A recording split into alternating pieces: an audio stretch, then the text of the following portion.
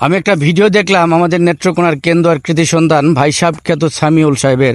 সেই ভিডিওতে তিনি বলেছেন যে তিনি রিকশায় ওঠার পরে রিকশা চালকের কাছ থেকে জানতে পারলেন যে এক যাত্রী সে তার গার্লফ্রেন্ডকে নিয়ে সারাদিন ঘুরেছে, ঘুরে তাকে টাকা পয়সা না দিয়েই তোকে ফাঁকি দিয়ে চলে গেছে, যার জন্য তার মন খুব খারাপ। আর সেই কথাটা শোনার পরে সে যখন তাকে 50 টাকা ভাড়া দিয়ে রিক্সা উঠেছিল, তখন সে মানবিক দিক চিন্তা করে তাকে 100 টাকা ভাড়া দিয়ে বাসায় চলে গেল। গিয়ে তার বন্ধুবান্ধব তার অপেক্ষায় ছিল, বন্ধুবান্ধবদেরকে বলল, দেখ গ্যাসটা কীভাবে নষ্ট হয়ে গেছে।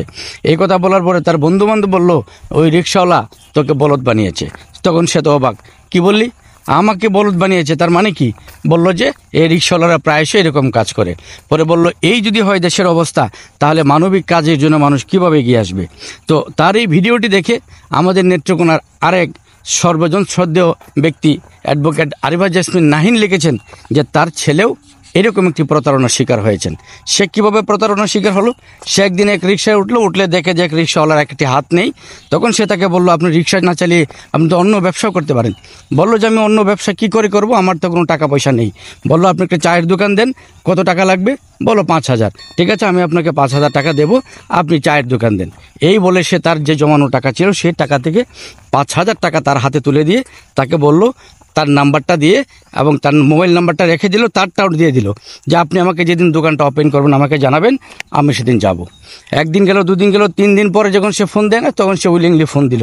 ফোন দিয়ে জিজ্ঞেস করলো, আপনি কি দোকান রেডি করেছেন? তখন সে বলল যে না, আমি এখন রেডি করতে পারিনি। বললো যে দোকানটা রেডি করে আপনি আমাকে জানাবেন। তারপর সে আবার ফোনটা রেখে দিল। 2 দিন গেল, 3 দিন গেল, ফোন দেয় না। তখন সে নিজেই আবার তাকে ফোন দিল। ফোন দিলে এখন সে ফোন ধরছে না, ফোন ধরে না। একদিন হঠাৎ করে ফোন ধরছে, ধরার পরে তাকে জিজ্ঞাসা করলো যে আপনি কি দোকান রেডি করেছেন? তখন সে বলল যে না, আমি দোকান রেডি করি বা না করি তাতে তোর কি? এরকম তুই তোকারি করে কথা বলছে। তখন সে বলল, ঘটনা কি? এই লোক আমার সাথে এরকম করে কথা বলছে কেন? তখন সে এক পর্যায়ে তাকে একটা গালি দিয়ে বলল, তুই আর কোনোদিন আমাকে ফোন দিবি না। তো এই যে অবস্থা, এই যে মানুষকে মানবিক কাজ করতে গিয়ে এরকম প্রতারণার শিকার হচ্ছে, এরকম একটি ঘটনা আমার জীবনে ঘটেছে। আমি একদিন বিকালবেলা বেরিয়েছি যে একটু আড্ডা দেবো, বন্ধুবান্ধবদের সাথে কথা বলবো, চাটা খাবো। হঠাৎ করে মেইন রোডে এসে দেখি এক দোকানের সামনে এক লোক হাও মাও করে কাঁদছে। কী ব্যাপার?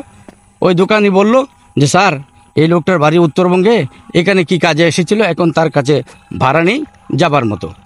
আমার পকেটে 300 টাকা ছিল, সেই টাকাটা দিয়ে আমি তাকে বিদায় দিলাম এবং বললাম আপনি যান, আর আমার নাম্বারটা লিখে দিলাম যে আপনি পৌঁছে আমাকে জানাবেন। অদ্যাবধি পর্যন্ত সে আমাকে একটা ফোন করে বলতে পারে নাই যে আমি পৌঁছেছি। তাহলে আমিও বুঝতে পারলাম যে আমিও প্রতারণার শিকার হলাম। তো এই যদি হয় দেশের মানুষের কাজ, এই যদি হয় মানবিক কাজ করতে গিয়ে এভাবে মানুষ প্রতারণার শিকার হয়, তাহলে প্রকৃত যারা উপকারভোগী তারা কিন্তু এখান থেকে ছিটকে যাবে বা সরে যাবে। কোনোদিন কোনো মানুষের বিপদে কেউ এগিয়ে আসবে না। তো আপনারা যারা এরকম কাজ করছেন, দয়া করে এই কাজটি আর করবেন না। সবাই ভালো থাকুন, সুস্থ সুন্দর থাকুন। ভিডিওটা ভালো লাগলে সবার মধ্যে একটু শেয়ার করে দিন। আল্লাহ হাফেজ।